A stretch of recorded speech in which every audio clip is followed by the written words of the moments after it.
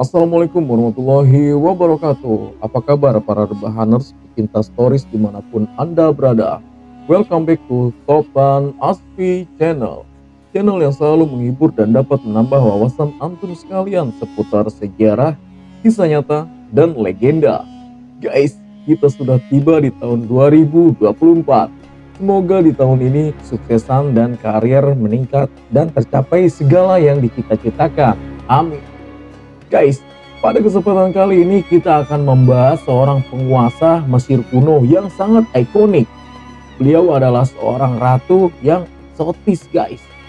Simbol kecantikan, keseksian, dan macam-macam lah. Dia sering digambarkan sebagai salah satu sosok wanita penggoda yang menaklukkan raja-raja Mesir untuk mempertahankan kedudukannya. Ya, dia adalah Cleopatra. Siapa nggak kenal ya guys? Oke lah, langsung aja. Penasaran kan? Jangan berlama-lama lagi. Buruan, kencengin volume, siapin epok hitam, kunci pintu dan jendela, and stay here. This is Topan Asfi Story.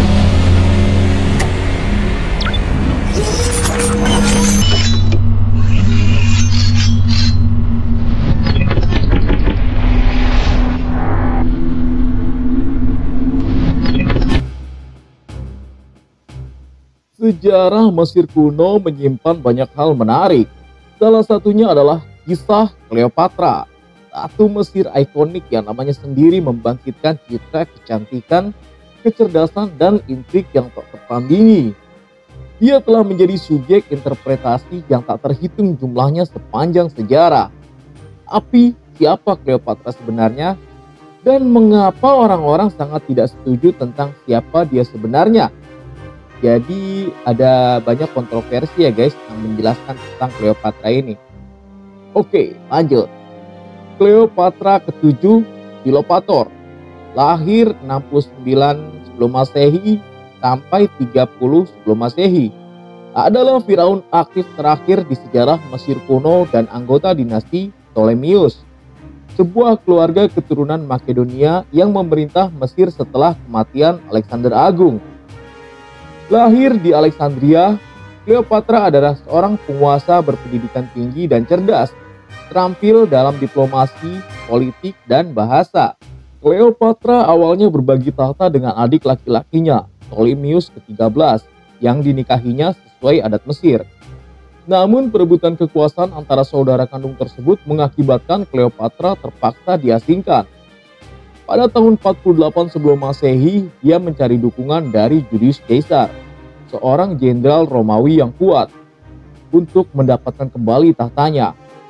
Dengan bantuan Caesar, dia mendapatkan kembali kekuasaannya, dan saudara laki-lakinya dikalahkan dan ditenggelamkan di Sungai Nil. Cleopatra dan Julius Caesar memiliki seorang putra bersama, yaitu Caesarion. Tetapi setelah pembunuhan Caesar pada tahun 44 sebelum Masehi, dia bersekutu dengan jenderal Romawi lainnya, yaitu Mark Antony. Set, begitu ya. Hubungan mereka romantis dan politis, dan mereka memiliki 3 anak bersama. Namun aliansi mereka membuat marah Senat Romawi, khususnya Octavianus, yang kemudian dikenal sebagai Kaisar Agustus, yang menyatakan perang terhadap pasangan tersebut. Dalam pertempuran Actium pada 31 sebelum Masehi, pasukan Octavianus mengalahkan pasukan Cleopatra dan Mark Antony. Menyusul kekalahan ini, Mark Antony bunuh diri dengan menjatuhkan pedangnya, percaya bahwa Cleopatra sudah mati.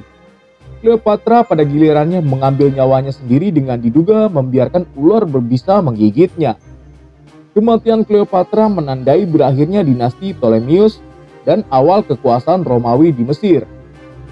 Saat mencoba menemukan siapa Cleopatra yang asli, ada beberapa masalah yang muncul dengan sumber utama yang bertahan.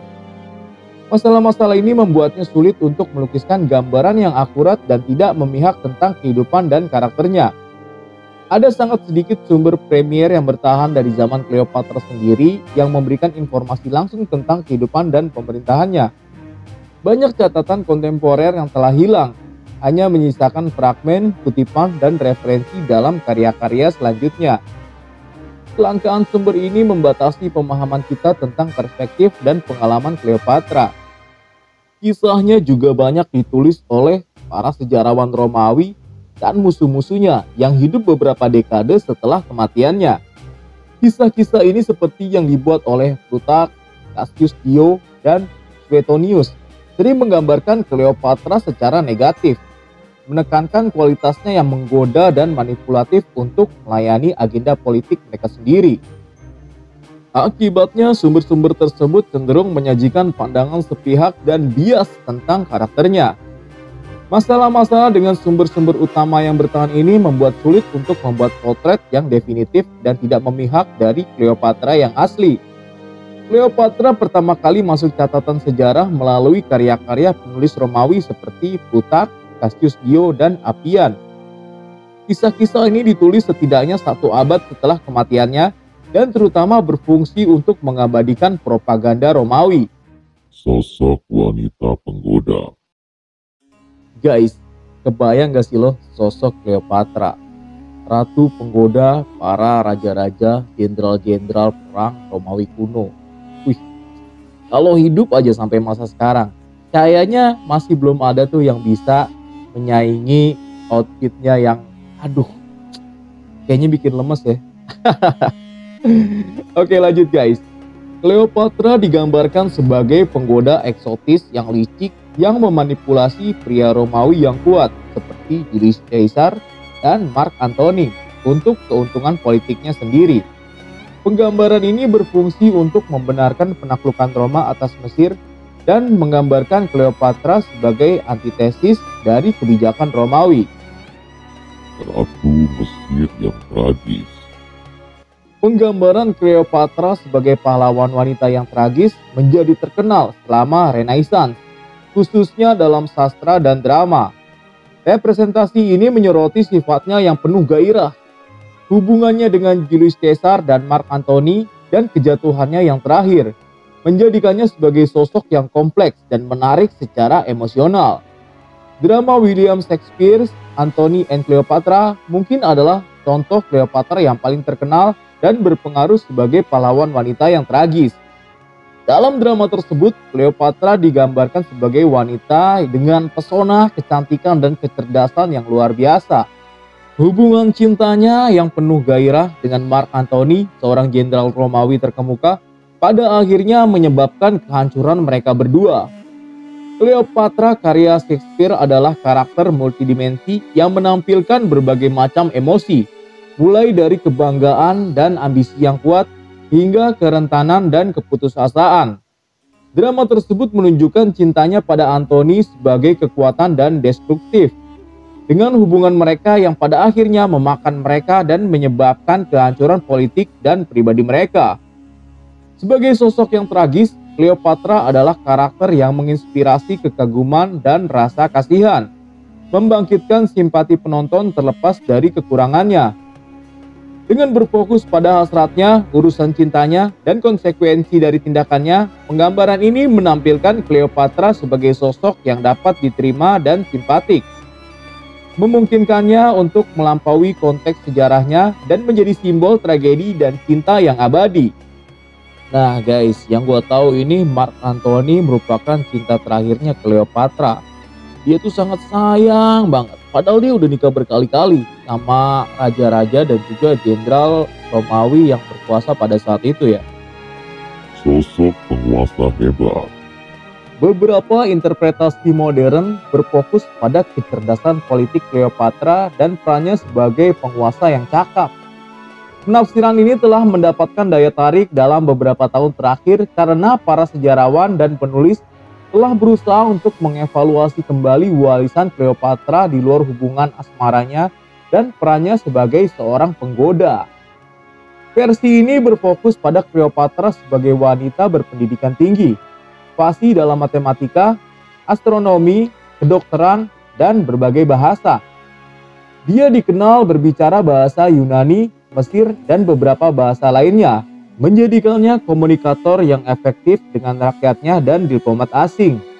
Akibatnya, Cleopatra memahami pentingnya diplomasi dan menjalin aliansi untuk mempertahankan kekuasaannya dan mengamankan masa depan Mesir. Hubungannya dengan Julius Caesar dan Mark Antony tidak hanya romantis, tetapi juga strategis, karena membantu memperkuat posisinya sebagai penguasa Mesir dan melindungi negaranya dari potensi ancaman. Meski menghadapi banyak tantangan, termasuk perebutan kekuasaan internal dan ancaman eksternal, Cleopatra berhasil mempertahankan otoritasnya dan memerintah Mesir selama hampir 2 dekade. Dia membuat keputusan penting untuk mempertahankan kekuasaannya seperti menghilangkan saingan potensial dan mencari dukungan dari tokoh Romawi yang kuat. Sosok wanita muda yang naif dan emosional. Penggambaran Cleopatra sebagai wanita muda yang naif dan emosional kurang umum, tetapi dapat ditemukan dalam beberapa karya sastra dan artistik yang menekankan kerentanan, kepolosan, dan aspek romantis dalam hidupnya. Usia muda Cleopatra sekitar 18 tahun ketika dia menjadi pemimpin bersama dengan saudara laki-lakinya, Ptolemeus ke-13. Penggambaran ini menampilkan sebagai orang yang tidak berpengalaman dan berpotensi naif dalam menghadapi landscape politik yang kompleks pada masanya. Ya iyalah guys, 18 tahun gitu. Ya masih labil ya. Zaman sekarang lagi demen-demen main TikTok kali. Hal ini berfokus pada sisi emosional Cleopatra, menggambarkannya sebagai orang yang sangat terpengaruh oleh hubungannya, terutama dengan Julius Caesar dan Mark Antony. Perasaannya terhadap pria-pria ini sering digambarkan sebagai perasaan-perasaan yang penuh gairah, intens, dan pada akhirnya kehancurannya. Dengan menekankan kerentanan dan kepolosan, Cleopatra sering berjalan seiring dengan menampilkan kehidupannya sebagai kisah cinta, kehilangan, dan pengkhianatan yang tragis. Penggambaran ini menyoroti aspek dramatis dan menyayat hati dalam hidupnya, dari hubungannya yang penuh gejolak hingga bunuh diri. Saat menjelajahi banyak penggambaran Cleopatra di sejarah Mesir kuno, mulai dari penggoda hingga pahlawan wanita tragis, penguasa yang ambisius hingga ikon feminis, menjadi jelas bahwa Cleopatra yang asli adalah karakter yang sulit dipahami dan beragam, yang warisannya sekaya dan serumit hidupnya. Guys, demikian kisah singkat Cleopatra yang gue ceritakan secara lengkap ya guys. Mudah-mudahan bisa menambah wawasan kalian semua dan juga bisa menghibur. Ya, semoga kedepannya gue bisa menampilkan tokoh-tokoh yang lebih terkenal dan juga bikin kita penasaran kali ya. Ya udah, komen di bawah aja deh. Oke, thank you banget atas perhatiannya. Mohon maaf atas segala kesalahan, baik yang disengaja maupun yang tidak disengaja. Akhirul kalam, assalamualaikum warahmatullahi wabarakatuh.